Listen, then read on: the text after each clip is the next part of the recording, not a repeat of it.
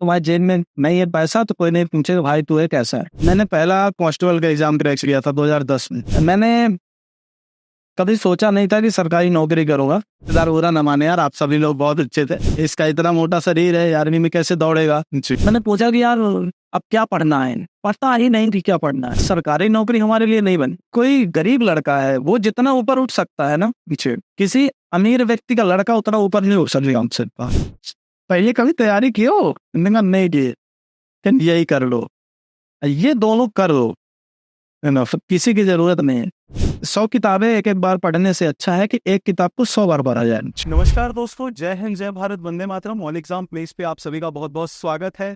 आज है हमारे साथ सुपर पॉप भागवत प्रसाद पांडे जी। तो आप सभी इन्हें जानते होंगे बहुत अच्छे से। और आज हम जो यहाँ पे चर्चा करने वाले हैं वो है आपके एग्जाम्स के लिए, कि अपने एग्जाम्स की तैयारी कैसे करें, किस तरह से पढ़ें और किस तरह से अपना जो है मैनेजमेंट बनाए। तो स्वागत है बहुत बहुत मोहित जी आपका। बहुत बहुत धन्यवाद मोहित जी, और बहुत लंबे समय से मैं इंतजार कर रहा था तो ये आपसे जो बातचीत करने का समय निकले और आखिरकार समय निकला। पहला प्रश्न ये है कि कंपटीशन लगातार सर बढ़ता जा रहा है। दिन पे वैकेंसीज कम आती हैं कई बार, लेकिन लगातार कंपटीशन आपने देखा होगा, वैकेंसीज बहुत कम है लेकिन फॉर्म बहुत ज़्यादा भरते हैं, बच्चे तैयारी कर रहे हैं। लेकिन इतने कंपटीशन में सिलेक्शन कैसे लिया जाए, तैयारी कैसी जारी रखी जाए? देखिए, इसके लिए हम लोगों का जो फार्मूला है, पुराना फार्मूला है, देश काल वातावरण के हिसाब से चीजें चेंज होती रहती है।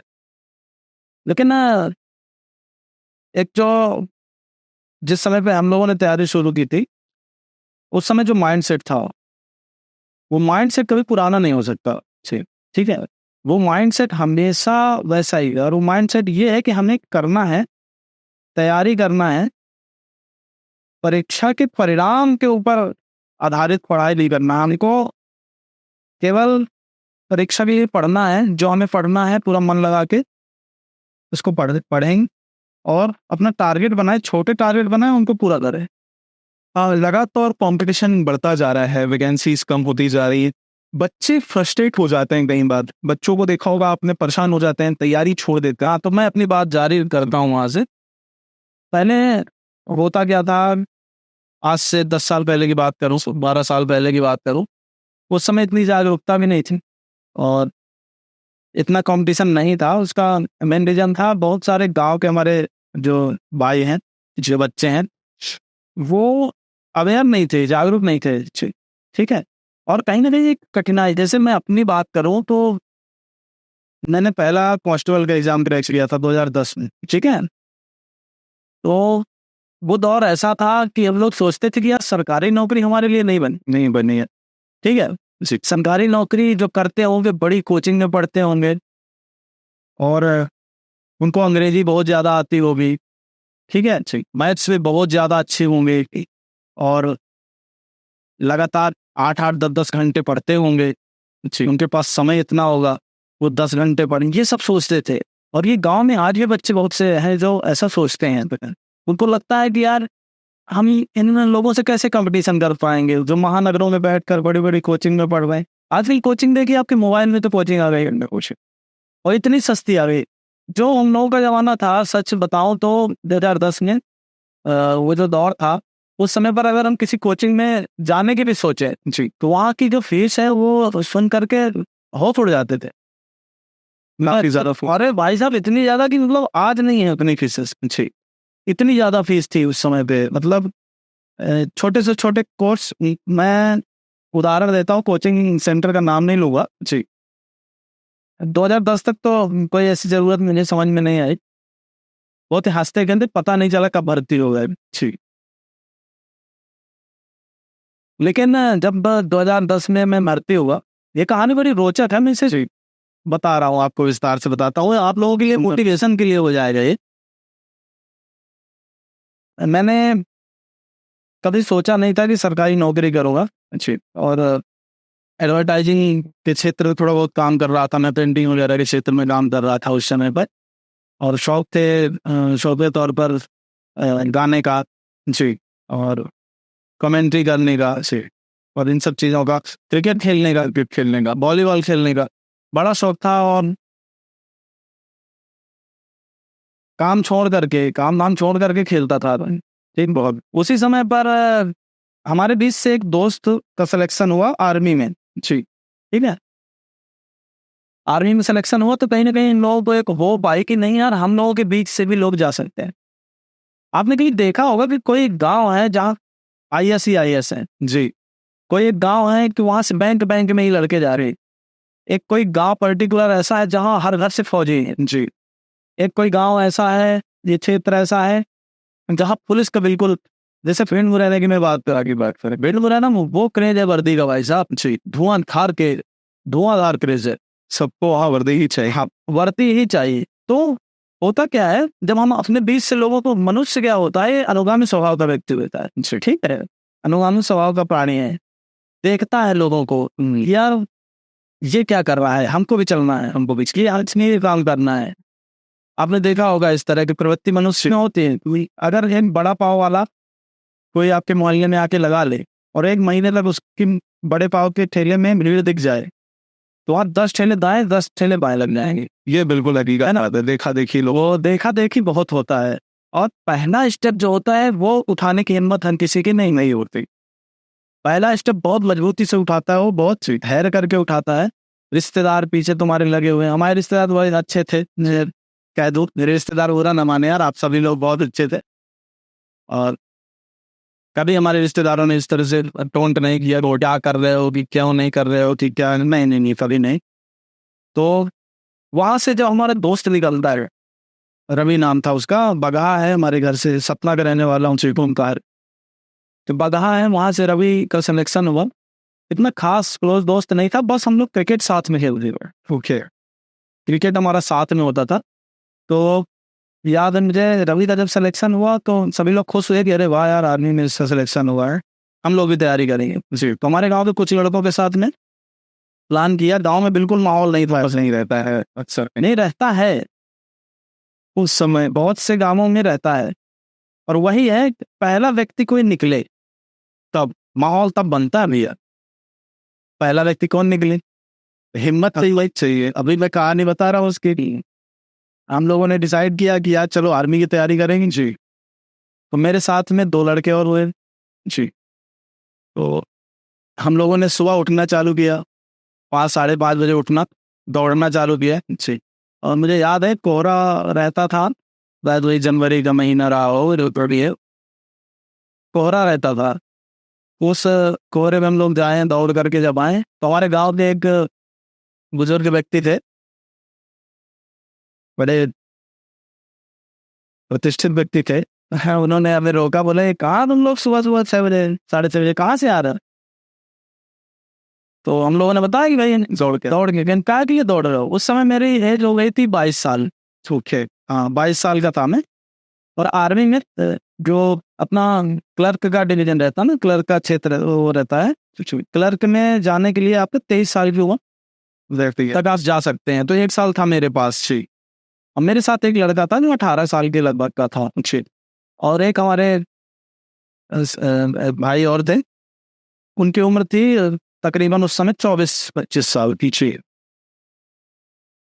तो मैंने कहा कि हम लोग आर्मी के लिए तैयारी कर रहे हैं। तो बोला अरे इतने बड़े हो गए आप, कौन तुम्हें आर्मी में ले रहा है भाई? मैंने कहा कि नहीं, हो गया, अभी 1 साल है बचा है मेरा। तो अभी तक क्यों सो रहे थे, पहले करना था। ऐसे थोड़ी होता है, हमारी उठे दौड़ना चालू किए। तो मैंने कहा कि हाँ ठीक है बब्बा। वो छोटे वाले को बोले इसको क्यों बिगाड़ रहा है सुबह से, अभी पढ़ाई लिखाई का टाइम है, इसको पढ़ने दो, है इसका इतना मोटा शरीर है, आर्मी में कैसे दौड़ेगा। जी, उसको डिमोटिवेट कर दिया, उस बड़े वाले भाई को हमारे डिमोटिवेट कर दिया।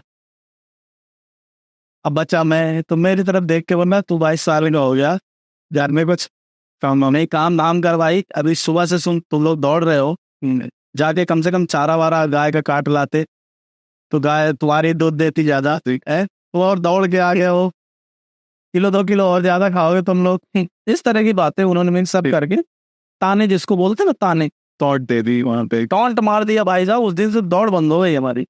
अच्छा, मैं पहुंचा 5:30 तो दोनों नहीं पहुंचे, दोनों मैं अकेला दौड़ा यार।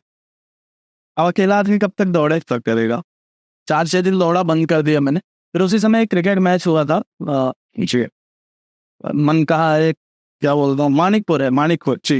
उस क्रिकेट मैच में बड़ा रोमांचक मैच था। उस मैच में मैंने बहुत अच्छी बल्लेबाजी करी, बहुत शानदार। तो वहाँ के जो मुख्य अतिथि थे उन्होंने ऐसे ही कहा कि यार वाह क्या बात है, हाइट भी है तुम्हारी, पर्सनालिटी भी है, इतना पीछे तुम बेटा फौज में क्यों नहीं जाते। और उन्होंने दोबारा आग लगा दी, फिर से एक जुनून से। मैंने कहा नहीं, अब तो मैं अकेला जाऊंगा। जी, अकेला जाना पड़े तो दिक्कत नहीं है। जी, तो अकेला जाऊंगा, लेकिन अब जाऊंगा, जाना तो है, जाना तो है भाई।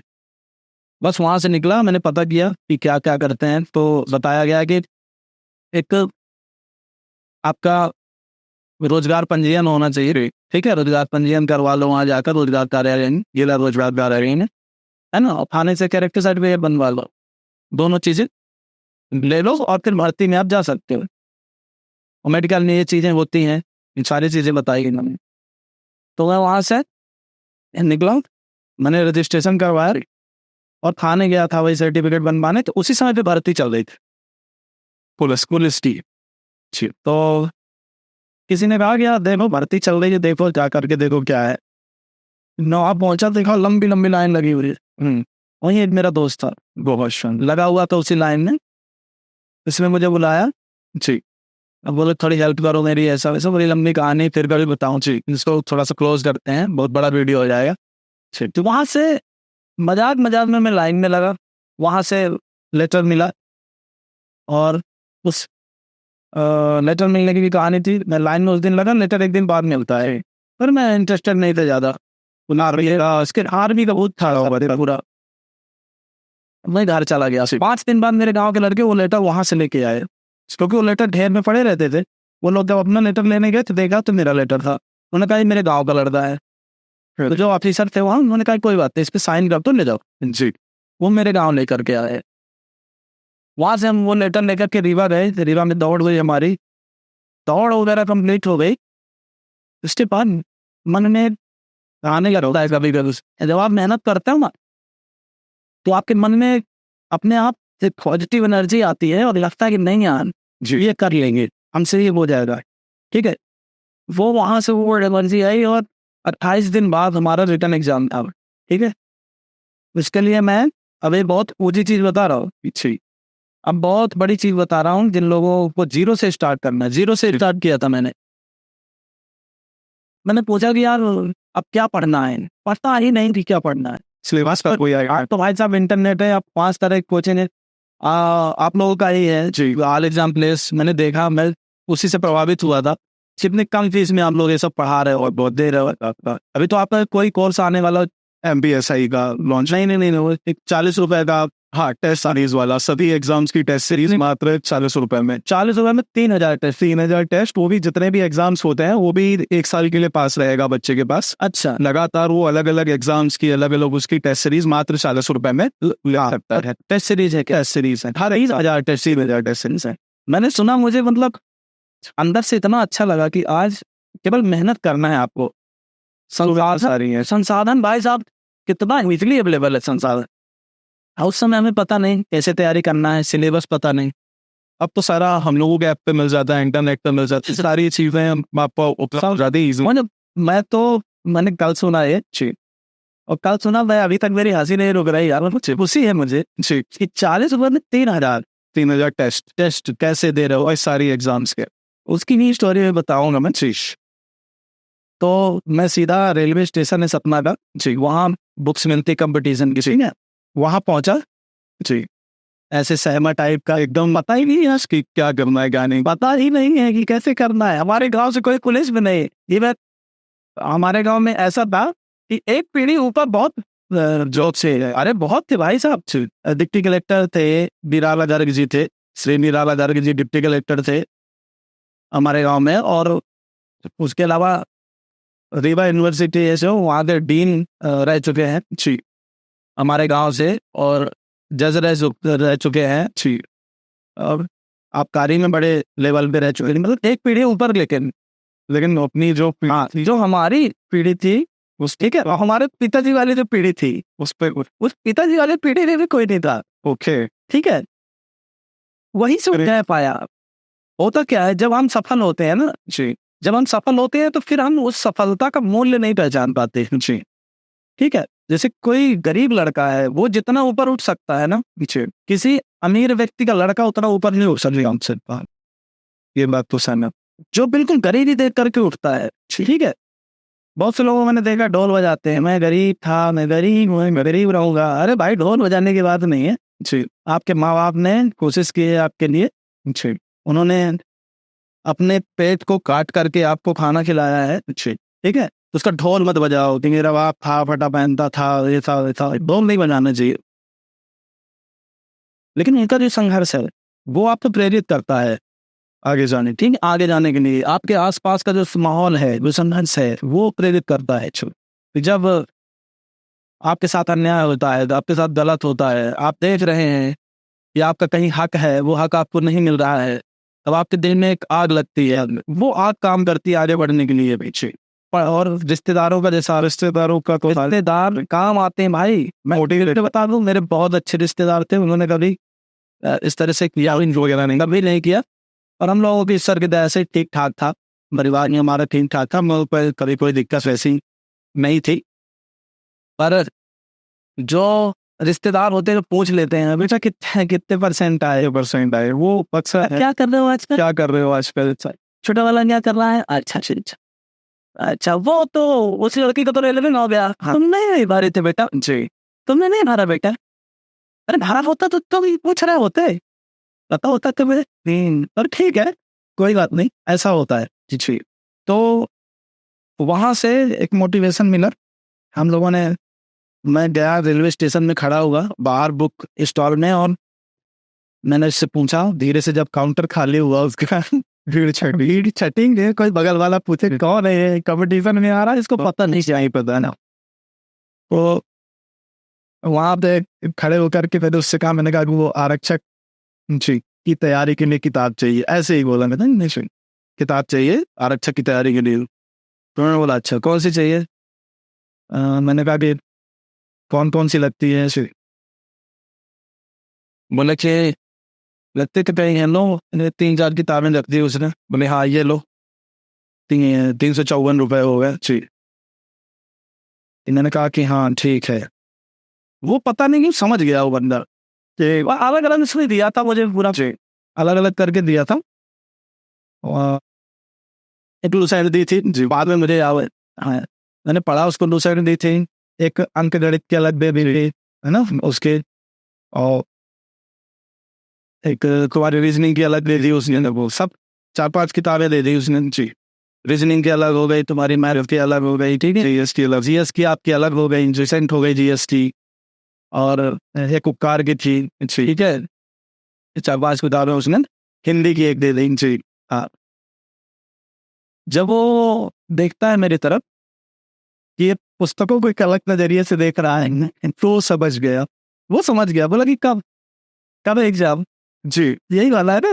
मैंने कहा हाँ। बोले कब है, मैंने कहा 28 दिन बाद है। सबको साइड किया, 2 किताबें रखी। हाँ, बोलता है 135 रुपए। बोले इनसे पढ़ लो। 354 से 135 पे आ गया। मैंने कहा नहीं कोई दिक्कत है, दिक्कत है, पहले कभी तैयारी की हो। मैंने कहा नहीं की, यही कर लो, ये दोनों कर लो, है ना, किसी की जरूरत नहीं है। वहां मैंने अभी एक कोट चलता है कि 100 किताबें एक एक बार पढ़ने से अच्छा है कि एक किताब को 100 बार पढ़ा जाए जी, है ना। तो ब्रूस ली का भी था, मुझे किसी व्यक्ति के 1000 मूव से दिक्कत नहीं है, पर उस एक मूव से दिक्कत है जिसकी प्रैक्टिस इसने 1000 बार या 1,00,000 बार जो भी है की हो। तो वो 2 किताबें थी, एक आरक्षक थी, लाल कवर था उसका, अच्छे महावीर प्रकाशन की थी उस समय, महावीर प्रकाशन की किताबें चलती थी बहुत ज्यादा। तो एक लाल आरक्षक वो थी,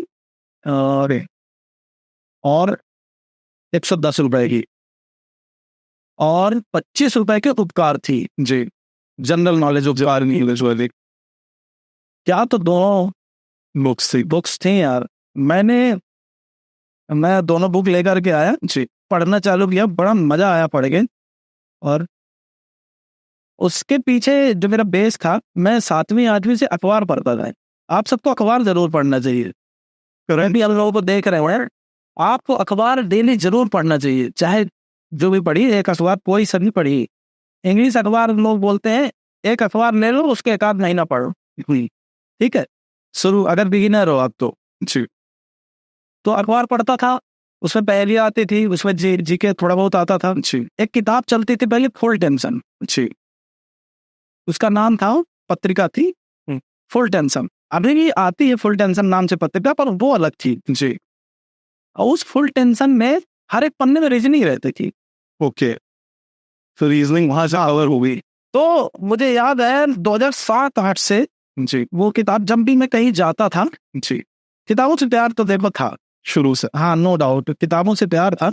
नंदन, चंपक, नन्हे, सम्राट, सभी पत्रिकाएं आती थी। जी तो जब भी मैं अपने घर से चाचा जी के यहाँ जाऊँ, ताऊ जी के, हमारे ताऊ जी के यहाँ से आऊँ, तो जो भी मुझे पैसे मिलते थे, जी वहां से पैसे मिलते थे किराए के लिए और रास्ते में कुछ खाने के लिए, तो 2 रुपए की चाट आती थी, हाँ, तो 2 रुपए की चाट में खा लेता था, और बाकी की सबकी किताबें। बहुत शानदार। और उस समय 12 रुपए 15 रुपए की एक किताब नंदन आती थी, जी ठीक है, 10 रुपए से स्टार्ट है, 8 रुपए की चंपक आती थी। लेकिन अगर 2 महीने 3 महीने पुरानी लेना चाहो तो वो कम, आधे रेट में, मतलब 5 रुपए की एक किताब मिलती थी।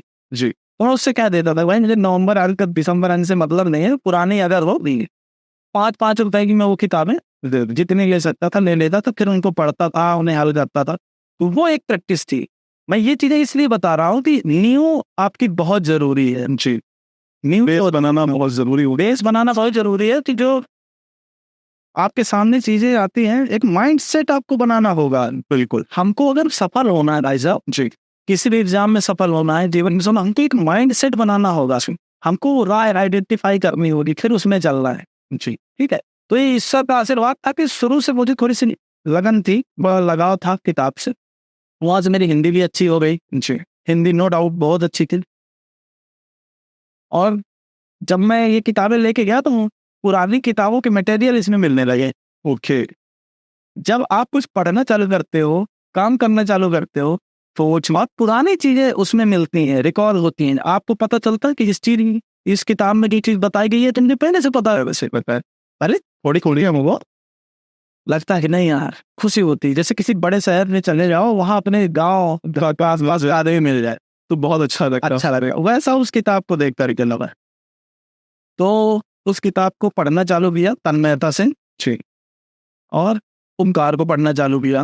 उपकार में पूरा नेशनल नॉलेज था, सारे राष्ट्रपति, प्रधानमंत्री, विश्व के देश कितने, देशों की राजधानियां क्या, ठीक है, ये सब चीजें उसमें करंट अफेयर भी थे। जी, तो इन दोनों को मैंने मिक्स करके पढ़ना चालू किया। और उसके बाद में मेरा एग्जाम हुआ। और एग्जाम में ऐसा लग रहा था कि ये प्रश्न मेरे लिए बने हैं। जी, पूरा बेहतरीन पेपर, ऐसा लगा कि आज बिल्कुल हाँ पेपर निकाल ही देंगे। जबकि मेरी स्थिति ये थी कि मैं कॉस्टल के लिए, सच बता दूं, बिल्कुल मेरा मूड ऐसा कुछ नहीं था। मैं जब रीवा गया था दौड़ने के लिए, तो तब इस शर्त में गया था, मेरे 2 दोस्त थे। जी, उन्होंने कहा यार तुम्हारा अभी लेटर है, रीवा जाओगे दौड़ने? मैंने कहा मैं क्यों जाऊँ भाई, मुझे इंटरेस्ट नहीं है। तो उन्होंने कहा नहीं यार चलो। मैंने कहा मुझे इंटरेस्ट नहीं है भाई, हाल तुम्हें खर्चा करने नहीं जा रहा ना। एक दोस्त ने कहा अरे यार चलो, तो मेरे का एक काम करो।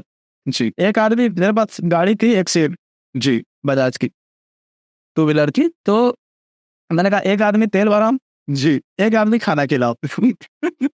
जी अक्सर ऐसी चीजें चलती थी दोस्तों में, दोस्तों में रहता था कि भाई तुम लोगों को खर्चा करना हो, मैं अपने पैसे बर्बाद नहीं करूंगा।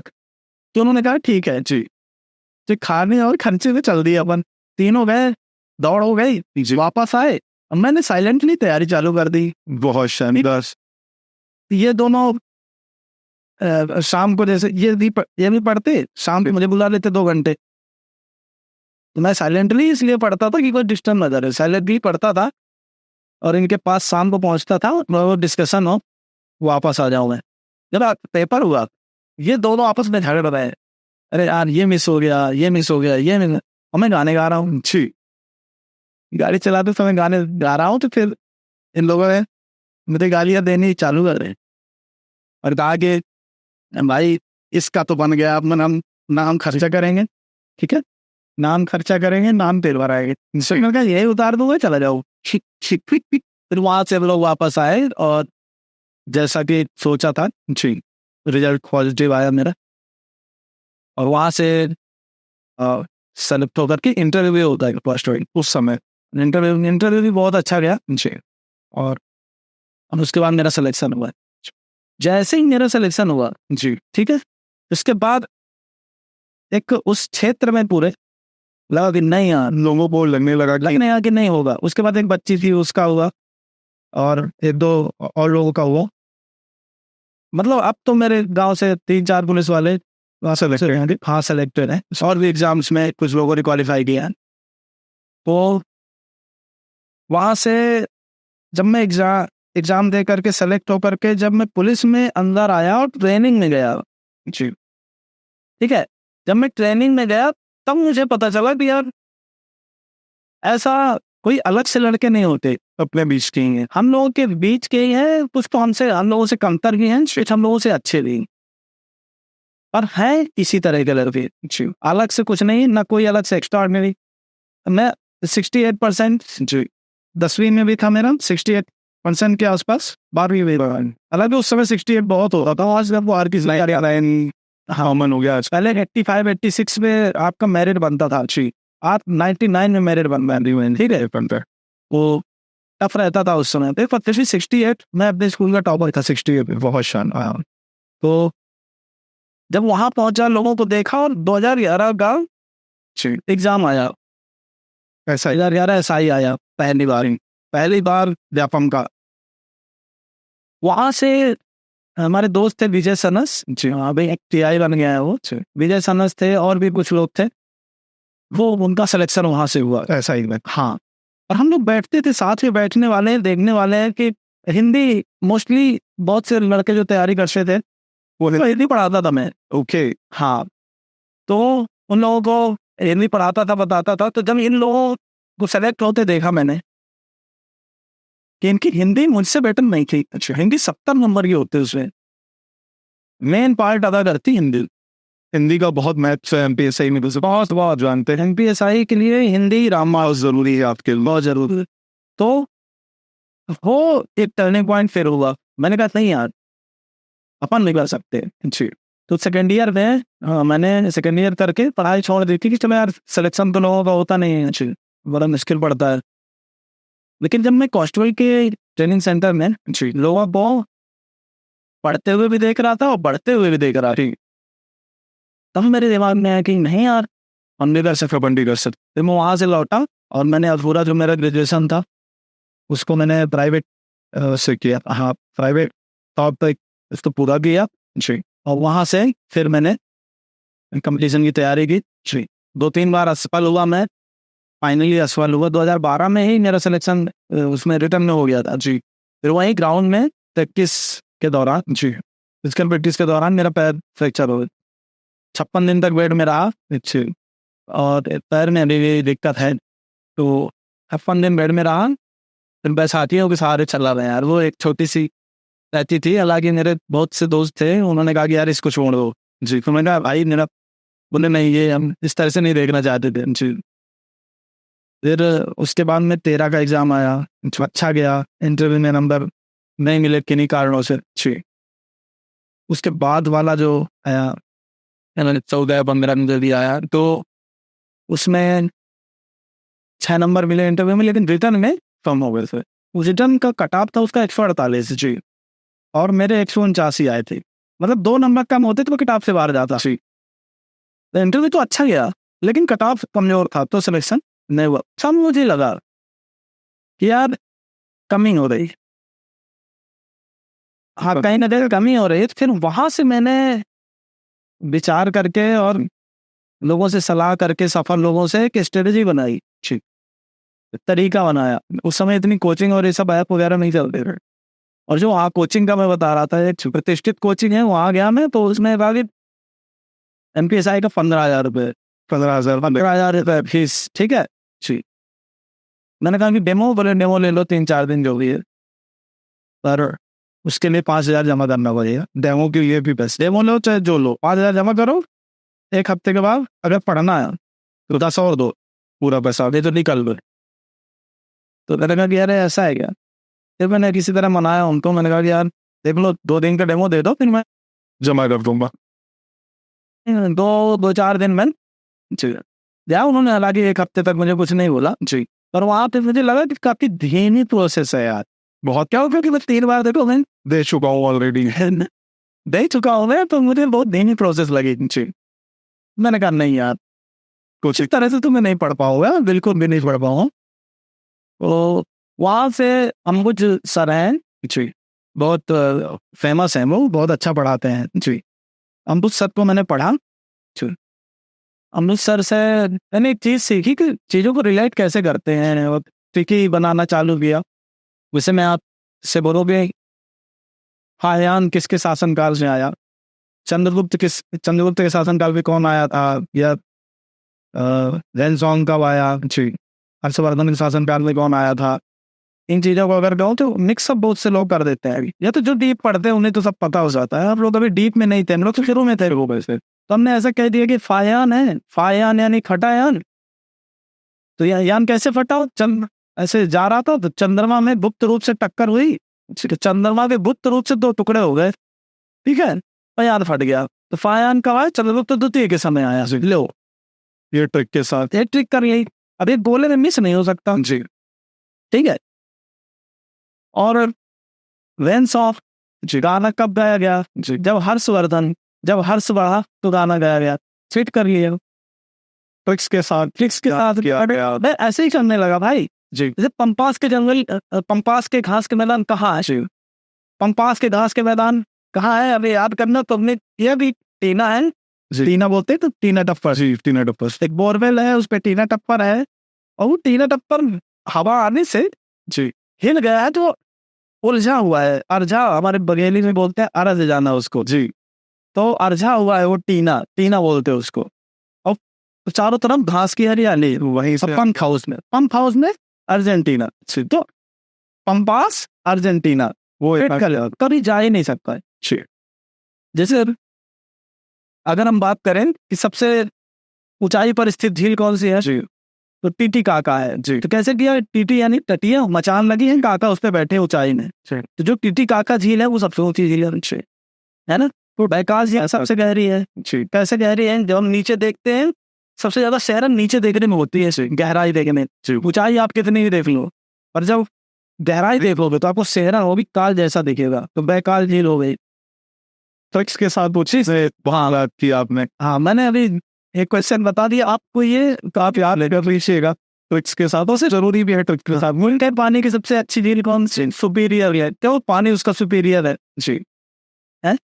तो ये चीजें हमने करनी चालू करी, और एक हमारे वरिष्ठ अधिकारी थे, उन्होंने जी इनसे जब मैंने पूछा था कि यार कोचिंग में पढ़ना चाहता हूँ जी, तो उन्होंने कहा यार क्या करोगे तुम कोचिंग और जा कर पाओगे, तुम्हारा पुलिस का नाम है यार, न तुम्हारे दिन का पता न रात का पता, कब ड्यूटी लगे, कैसे ड्यूटी लगे, उसमें तो भाई नियमित रूप से जाना पड़ेगा। तो तुम एक काम क्यों नहीं करते जी, खुद बच्चों को तुम ही पढ़ाओ। मुझे आइडिया अच्छा लगा उन्होंने जो दिया आइडिया, तो मैंने धीरे से पढ़ाना चालू किया, ठीक है।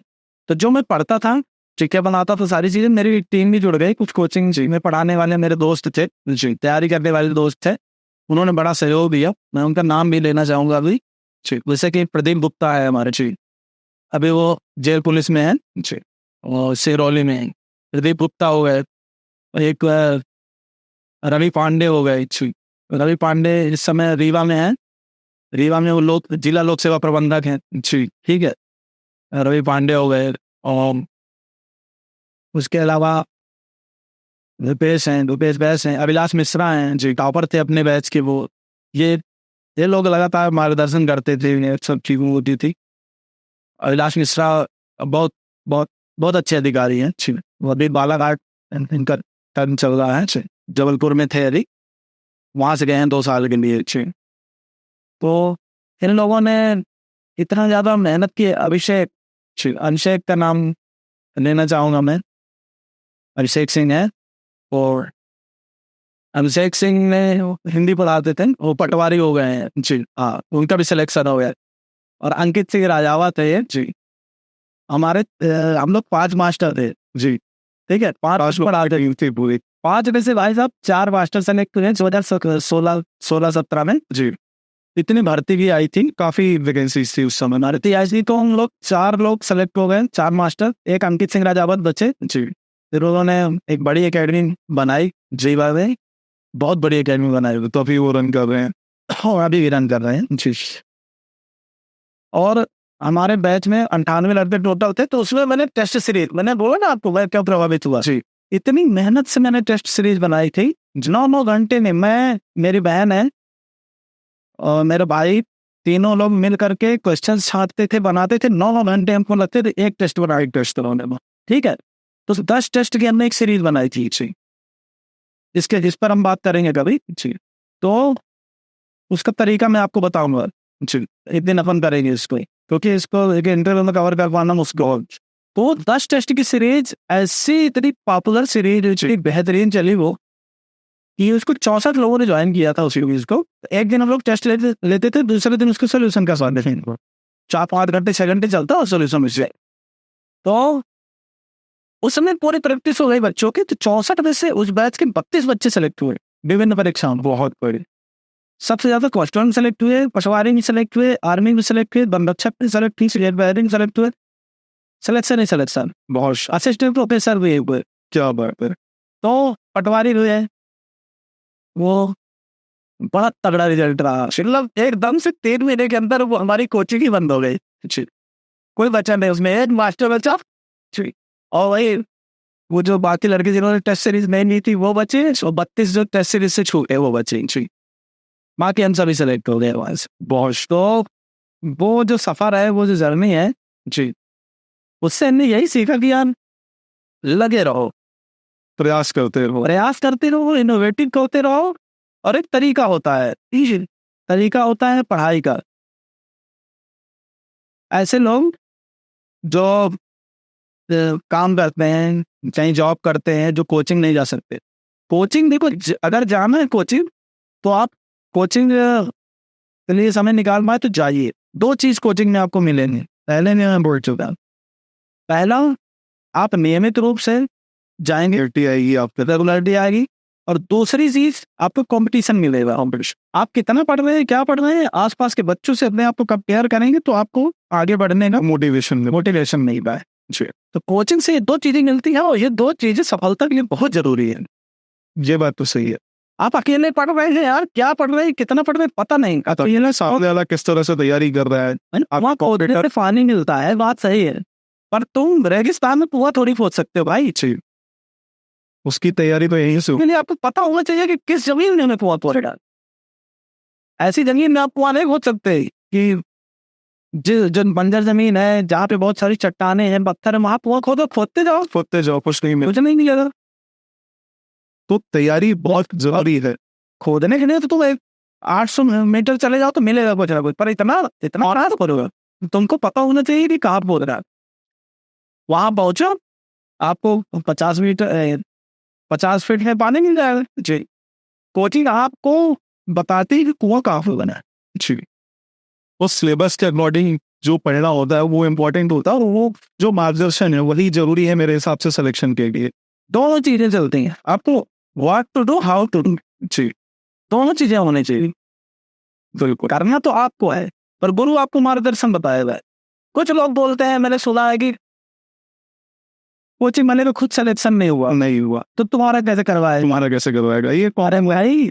असफलता जो होती है ना, असफलता से बड़ा कोई गुरु नहीं है, और असफलता बहुत महत्वपूर्ण होती है। असफलता सिखाती है कि क्या नहीं करना है। जो सफल व्यक्ति होता है ना, वो आपको इतना नॉलेज नहीं देगा जो असफल व्यक्ति देगा, सफल व्यक्ति देगा, ठीक है। और असफल इन द सेंस कि उसने पूरे प्रयास किए हैं, थोड़े बहुत मार्जिन से कहीं ना कहीं वो चूका होगा। बिल्कुल, आपको 4 टीचर पढ़ाते हैं, 5 टीचर पढ़ाते हैं, क्या पढ़ाते हैं, 5 या 5 सब्जेक्ट पढ़ा रहे हैं। उन 5 का हो सकता है एक सब्जेक्ट कोई देखो, इस कारण से तुमको पढ़ाने बैठे हैं, नहीं तो वो भी कहीं और बैठो, ठीक है। बिल्कुल, इस बात से मैं सहमत हूँ, कई बार होता है ऐसा भी है जी। कुछ लोगों ने कोचिंग देना प्रारंभ किया कुछ शिक्षकों ने। अब कोचिंग में भी उतना ज्यादा पोटेंशियल आ गया है जी, वो अपना उधर से कवर कर लेते हैं भाई, उनका शौक है पढ़ाना। जो तुमको नौकरी से करना है वो कोचिंग से कर रहे हैं, कोचिंग से कर रहे हैं। किसी को जज मत करो कि क्या है क्या है, क्यों सिलेक्शन नहीं? हाँ सिलेक्शन के लो एक कमी रह गई। बिल्कुल, कई बार एक आध सब्जेक्ट, देखिए आप जब अपने सब्जेक्ट में इतना ज्यादा घुसे रहते हो तो एक आध सब्जेक्ट आपका वीक होता है। कॉम्पिटिशन हमारे लगातार बढ़ रहा है और आप हर सब्जेक्ट में मास्टर नहीं हो सकते, ये बात बिल्कुल है। एक बात और हकीकत है जी कि मास्टर कलेक्टर नहीं बनता जी, और मास्टर कलेक्टर बनता जरूर है। ठीक है, बिल्कुल। आपके स्कूल के जब मास्टर रहोगे, एक एक सब्जेक्ट आपको पढ़ाते रहोगे, पर आप से अगर सारे सब्जेक्ट बन गए तो आप सफल हो। यही तो सफलता है जी। तो वहां से मैंने सीखा बहुत से लोगों से पढ़ना कैसे है जी। तो जब पता चला कि यार कोचिंग तो नहीं जा पाए ना जी, तो फिर हमने एक स्ट्रेटजी बनाई। 2-3 हमारे मित्र थे, उनका एक ग्रुप बनाया बढ़िया जी, और डेली हम लोग एक टॉपिक रखने लगे जी। ठीक है, आज ये टॉपिक तू ही पढ़ेगा, तू ही पढ़ेगा, तू ही पढ़ेगा, मैं भी पढ़ूंगा जी। और शाम को 2 घंटे मिलेंगे किसी के रूम में, 2 घंटे बैठ के और ये जो हम लोगों ने पढ़ा है आपस में डिस्कस करेंगे। ठीक है, ये तरीका बहुत जबरदस्त तरीका है। ठीक, जो भी आपने पढ़ा उसको शाम को मिल करके डिस्कस करिए। ठीक है, अब वो कभी नहीं भूलेगा, ये बात तो सही हुई आप, कभी नहीं भूलेगा। जिसको अकेले पढ़ना है जी, उसके लिए मैं बता दूं 45 मिनट एक सब्जेक्ट, 5 मिनट का ब्रेक या 10 मिनट का ब्रेक। पहले में 5 मिनट का ब्रेक, 45 मिनट पढ़िए, 5 मिनट का ब्रेक लीजिए, फिर 45 मिनट पढ़िए, फिर 10 मिनट का ब्रेक लीजिए, फिर 45 मिनट पढ़िए, खत्म। 3 सब्जेक्ट आपको, 3 सब्जेक्ट 3 घंटे के अंदर आपको कवर कर लिए। 3 घंटे, शाम को भी 3 घंटे दे दे। सुबह बैठ जाओ 7-8 बजे, नहीं खुलती नींद, 8 बजे नहीं खुलती, 9 बजे नहीं खुलती, 10 बजे बैठ जाओ, नहीं खुलती, 11 बजे बैठ जाओ, नहीं खुलती, तो तुम असुर हो, सोते रहो, तुम्हारा कुछ नहीं हो सकता। जो असुर है सोते ही रहे। तो तुम 7-8 बजे 9 बजे तक उठ जाओ और पढ़ना, रेस्ट हो करके 9 बजे बैठ जाओ, 12 बजे खत्म कर लो, जहां तुमको जाना है चले जाओ। ऑफिस जाना है, काम करते हो, 10 बजे जाना है, 10:30 जाना है, 6 बजे उठ जाओ। अगर नौकरी लगेगी तो क्या नौकरी नहीं करोगे? 8 घंटे की नौकरी करनी पड़ती है आराम से, तो नौकरी लगेगी तो तुम 8 घंटे कर लोगे, और नौकरी लगने के लिए 8 घंटे पढ़ नहीं सकते। हकीकत है ये होता है, ये चैलेंज है, और बच्चों में काफी ये मानसिकता ऐसी है कि पढ़ाई के लिए 6 घंटे 5 घंटे भी नहीं निकलते। मानसिकता है। मैं बताऊं जो मैं सोचता हूँ, मुझसे कोई पूछता है कि कैसे तैयारी करें, तो मैं यही बोलता हूँ तुम्हें जिस चीज की तैयारी करना है सोच लो कि तुम बन गए हो, खाली वेतन नहीं मिल रहा तुमको। अभी ट्रेनिंग चल रही है, ट्रेनिंग चल रही तुम्हारी, ठीक है जी। तुमको सब इंस्पेक्टर बनना है तो तुम समझ लो कि तुम बन गए हो, बस अभी ट्रेनिंग पीरियड में हो, तो और बिना पेमेंट की ट्रेनिंग पीरियड में हो, 8 घंटे करोगे ना ड्यूटी आराम से। ठीक है, वो 8 घंटे पढ़ाई में लगा दो, 4 सुबह लगा दो, 4 शाम में लगा दो, ना लगा सको 2 घंटे का गिफ्ट दे रहा हूं मैं तुम्हें जी। सुबह का 1 घंटा गिफ्ट, साफ बैठा दे रहे हो, 3 घंटे सुबह, 3 घंटे शाम, 6 घंटे नहीं बैठ सकते तो तुम काबिल नहीं हो उस चीज की, तुमको वो चीज नहीं मिलेगी, और वो छोड़ दो, छोड़ ही दो। बिल्कुल, अगर आप इतना समय नहीं दे पा रहे अपनी शिक्षा को तो आप मत कीजिए तैयारी। और ये हकीकत बात है, अगर आप सही से समय दे रहे हैं अपनी तैयारी के लिए तभी अपनी तैयारी कीजिए, वरना कोई मतलब ही नहीं है इसका, तो आप पढ़ते रह जाएंगे, दूसरा आगे निकल जाएगा। ऐसे है जी, आपने 45 मिनट जो आज पढ़ा, ठीक है, उसमें से जब दूसरा दिन है जी, ठीक है, दूसरा दिन आपको कम से कम 10 मिनट उसकी प्रैक्टिस, उसको एक बार देखना है, रिवाइज करना है। ऐसा जो आज डे फर्स्ट है जी, 7 दिन तक आप ऐसे जाएंगे जी। एक नंबर आज पढ़ा, 2 नंबर के साथ में 1 नंबर पढ़ा, 3 नंबर जब पढ़ा तो 2 नंबर 3 नंबर पढ़ा, 4 नंबर पढ़ा तो 3 नंबर 4 नंबर पढ़ा, 7 दिन तक। 7 दिन के बाद अब आपकी कैपेसिटी बढ़ेगी बैठने की, सिटिंग की, फिर 1 घंटा बढ़ा दो धीरे से जी। उस 1 घंटे में क्या करना है, जो डे फर्स्ट पढ़ा था वो फिर से पढ़ लेना है। डे फर्स्ट पढ़ो, day first and day head साथ में, फिर डे 9 के साथ में डे 2 जी, और डे 8, फिर डे 10 के साथ में डे 10, डे 9, डे 3 रिवाइज भी आपका अच्छे से होता गया चैप्टर, और जब एक महीना आपका हो जाएगा जी, 1 महीना, लंबी चीज बता रहा हूँ, ब्रह्मास्त्र बता रहा हूँ जी, असफल हो ही नहीं सकती। जी, मैं अपना बताऊं, मैं एवरेज स्टूडेंट था जी, 4 एसआई निकाले भाई, जी, ऐसा नहीं है, एवरेज स्टूडेंट बड़ी बात होती है, ठीक है। कैसे निकाला? इसी तरीके से 30 दिन तक तुमको पढ़ना है, ठीक है। 30 दिन अगर आप बैठ गए पढ़ने तो आपकी कैपेसिटी अपने आप बढ़ जाएगी। आपका मन कहेगा कि आधा घंटा और बैठ जाओ, मैं 1 घंटा और बैठ जाए। तो फिर जब डे 30 आएगा उस दिन आपको क्या पढ़ना है? डे 31 में पढ़ेंगे अपन, डे 31 प्लस 1 प्लस 8 जी, प्लस प्लस 30। तो ये पूरी चीजें आपकी रिवाइज। डे नंबर 31 में 30 का तो पिछला पढ़ोगे, 30 भी पढ़ोगे, और उधर डे 8 भी पढ़ोगे, और उधर डे 1 भी पढ़ोगे। आपको 4 रिवीजन मारना है। इसके बाद अभी प्रक्रिया बढ़ेगी नहीं, अब उसको छोड़ते जाना है, एक वाले को जाना है, दूसरे महीने से उसको छोड़ते जाना है जी, ठीक है। तो अब आपका 3 रिवीजन चल रहा है सारे में। कितना चल रहा है? 3 रिवीजन। बहुत बोरिंग भी हो सकता है ये इंटरव्यू, लेकिन ये बहुत काम का इंटरव्यू है। दवाई जो होती है कड़वी ही होती है जी।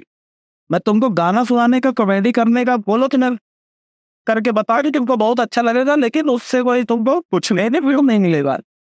इस इंटरव्यू को आप ध्यान से देखिए, इस इंटरव्यू में बताई गई बातें ध्यान से सुनिए। थोड़ा बोरिंग हो सकता है लेकिन ये बहुत उपयोगी है जी। आपको। फाइनली 3 रिवीजन करना है, 1 मेन पढ़ना है। 6 महीना कर लो बस। तो कंटेंट नहीं, कंटेंट ढूंढने लगोगे कि अब क्या पढ़े, सारी ढूंढने लगोगे आप, सब कवर हो जाएगा भाई। बच्चे क्या होते हैं, लगातार पढ़ते जा रहे हैं। मैंने देखा, मैं 20 किताबें रखी हैं, 25 किताबें, 50, मेरे पास तो 2000 किताबें रखी है बोलो, जी।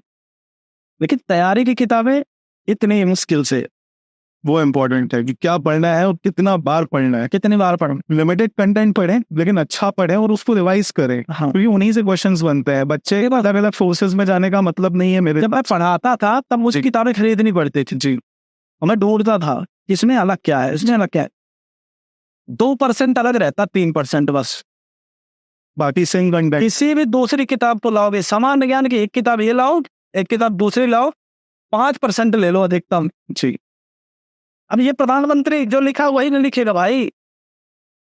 चांद पर जाने वाला पहला आदमी जो यही लिखेगा वो तो वही लिखेगा, ये भी लिखेगा।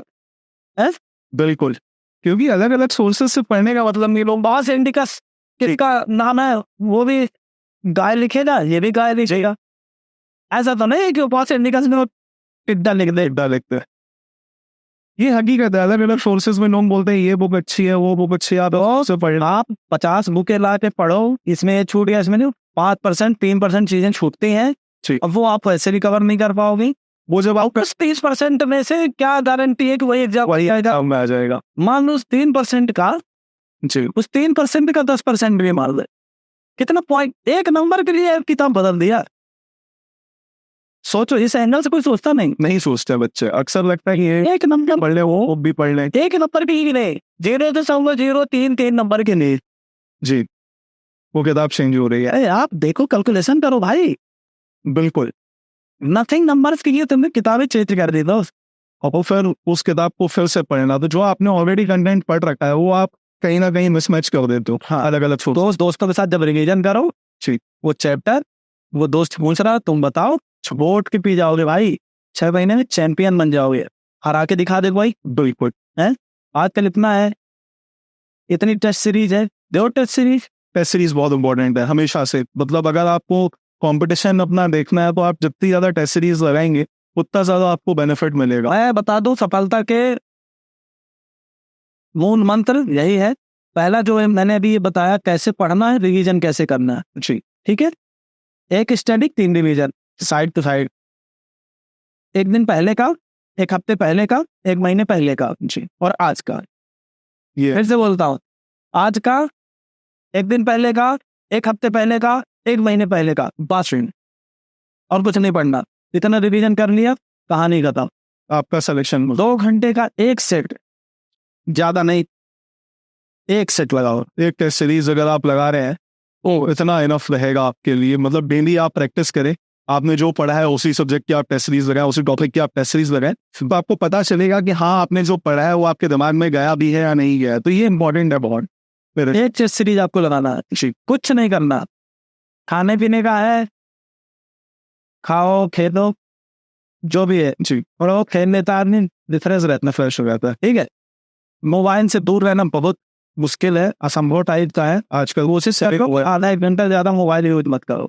और मोबाइल से जो लोग पढ़ते हैं, पढ़ते पढ़ते फिर वो दूसरे ऐप में पहुंच गए। तो वाले ऐप अनइंस्टॉल कर दीजिए, वो ज्यादा बेटर है। हाँ, अनइंस्टॉल करते हैं यार, कोई किसी का नहीं है मेरे भाई, कोई किसी का सगा नहीं। आज तुम कुछ हो तो तुम्हारे साथ लोग हैं, कल तुम नहीं रहोगे तुम्हारे साथ कुछ कोई नहीं रहेगा।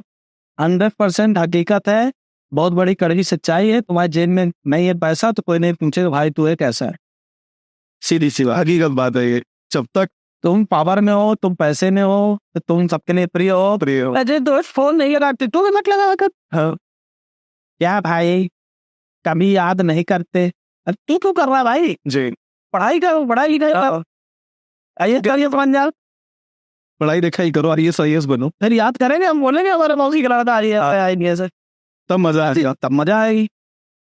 बात ये है, आप तुमको कंपटीशन क्या करना है, उसके पास कावासाकी है मुझे भी चाहिए, मेरे को भी चाहिए, उसके पास पूमा के जूते हैं मुझे भी चाहिए, चाहिए है उसके पास रेविड का चश्मा है मुझे भी चाहिए। भी चाहिए। तो आपस ही में जो कॉम्पिटिशन है कि भाई जो उसके पास हो मेरे पास भी होना चाहिए, इसमें हम कहीं ना कहीं काबिल बनो दोस्त, जी कामयाबी झक मार के तुम्हारे पीछे आएगी। पुराना डायलॉग है लेकिन बहुत प्रासंगिक डायलॉग। तो आज ये जो आपने प्रश्न किया था इसका लगभग मैंने बहुत विस्तार से उत्तर दिया है। बाद में बच्चों को मोस्टली ये चीजें समझ आ रही होंगी, और आप जितनी भी ऑडियंस से देख रही है, चाहे बड़े हैं छोटे हैं, सभी एज के लिए वीडियो बहुत काम का है। जरूरी नहीं आपके एग्जाम के लिए, आपकी लाइफ के लिए भी जो यहाँ पे बातें कही गई, आपकी जिंदगी में वो बातें कहीं ना कहीं काम आएगी अगर आप उस पर अच्छे से गौर करते हैं, अच्छे से ध्यान देते हैं। तो उम्मीद करूंगा आप सभी को ये बातें जो हैं बहुत सही लगी हों, आपको चीजें जो है बहुत पसंद आई हों। और सर जाते जाते कुछ मोटिवेशन बच्चों को आप देना चाहें? वैसा एक मात्र कहना चाहूंगा मैं कि मैं भी गांव से निकला हुआ हूँ। ठीक है, गांव से निकलना, शहर से निकलना मायने नहीं रखता। अपने दिल से ये भय निकाल दो, ये डर निकाल दो कि तुम्हारा सिलेक्शन नहीं हो रहा है, इतने सारे लोग हैं। अभी जो ध्यान देना, अभी सच सच बताना, अभी क्या आप अभी उतनी तैयारी कर रहे हो जितना पेपर के समय करते हो? सही सही बताना, अपने मन से बताओ, मुझे इसका आंसर नहीं चाहिए, अपने मन से बताओ। जब कोई पेपर आता है, जब कोई कंपटीशन आता है, तब आप किताब उठाते हो, तब आप कोचिंग पकड़ते हो, तब आप दुनिया के काम करते हैं। कब? जब आग लग जाती है तब कुआं खोदते हो। जब आग लगे तब कुआं खोदने से अच्छा कुआं खोद के पहले से रेडी रहो भाई। क्यों? आग लगनी नहीं, पोस्ट आनी ही आनी है, आज नहीं तो कल आनी ही आनी है। तो आज से ही तैयारी चालू कर दो। क्यों? क्योंकि जब तक वो आ जाएगी महीने 2 महीने में, फिर आप भड़बड़ाओगे, ये किताब पकड़ोगे, वो किताब पकड़ोगे। इससे पहले कि आप किताबें पकड़ने, और फिर दिक्कत क्या है, ऐसा कौन सा तीर मार रहे हो?